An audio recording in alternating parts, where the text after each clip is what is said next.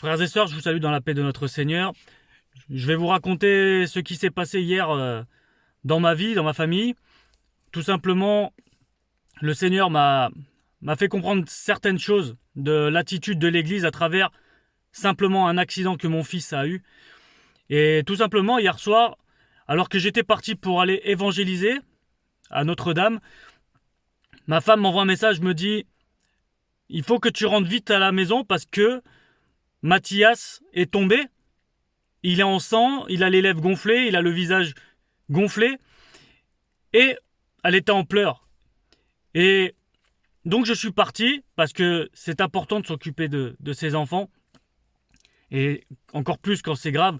Donc je suis parti à toute vitesse à rentrer à la maison qui était à une demi-heure de là.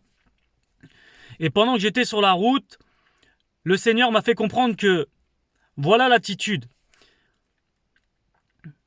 L'Église appelle le Père. Ma femme, on va dire, c'est l'Église, c'est l'épouse. Ok ?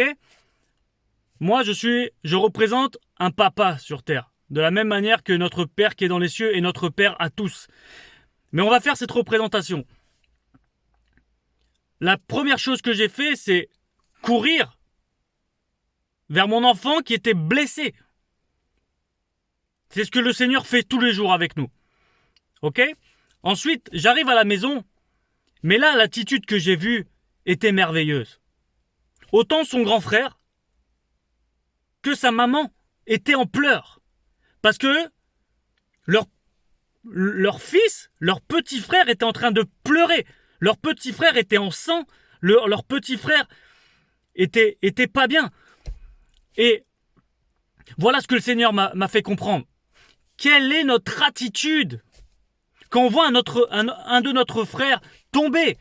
Quelle est notre attitude quand nous voyons que notre frère ne vient plus à l'église?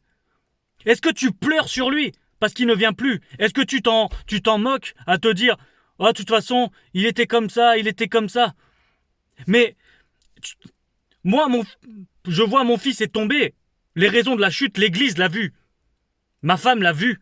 Pourquoi il est tombé? Il a loupé un trottoir, il est tombé. Mais nous, en tant que chrétiens, quand on est à l'église, quand un frère ne vient plus, est-ce que tu sais pourquoi il ne vient plus?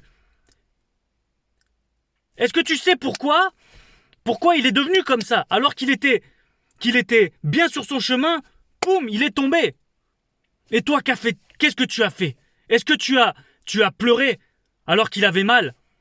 Est-ce que tu as fait des choses pour lui alors qu'il en avait besoin? Est-ce que tu as appelé le Père pour qu'il vienne à son secours?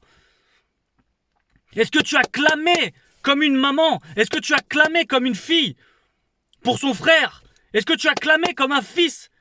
Est-ce que tu as clamé comme un frère? Alors que il est en sang, que son esprit est affaibli. Toi, que fais-tu? Mes frères, mes sœurs, notre rôle, la parole nous le dit. S'il y en a un qui pleure, pleurons avec lui. S'il y en a un qui est joyeux, soyons joyeux. Mais arrêtons de critiquer. Arrêtons de faire des choses mauvaises contre nos frères. Arrêtons d'agir comme des pharisiens. Arrêtons d'agir comme des personnes qui disent « Je connais Dieu, mais je n'agis pas comme Jésus-Christ ». Jésus-Christ a donné sa vie pour tout le monde. Et nous, le rôle de l'Église, qui sommes son épouse,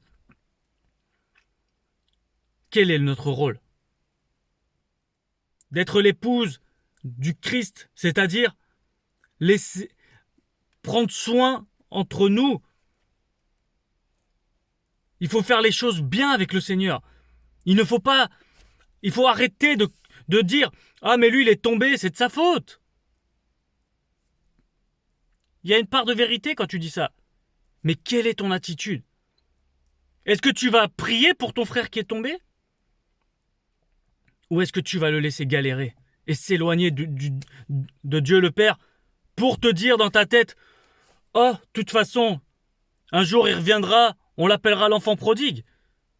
Mais n'attendons pas qu'il parte pour revenir. Gardons-le avec nous et occupons-nous de lui. Quand le jour de l'histoire quand Jésus nous parle du fils prodigue.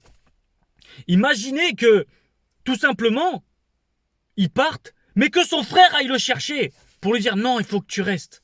Non, ne t'inquiète pas, on va prier pour toi, on va faire les choses. Où était la place de son frère? Et quand il est revenu, son frère était déçu. Frères et sœurs,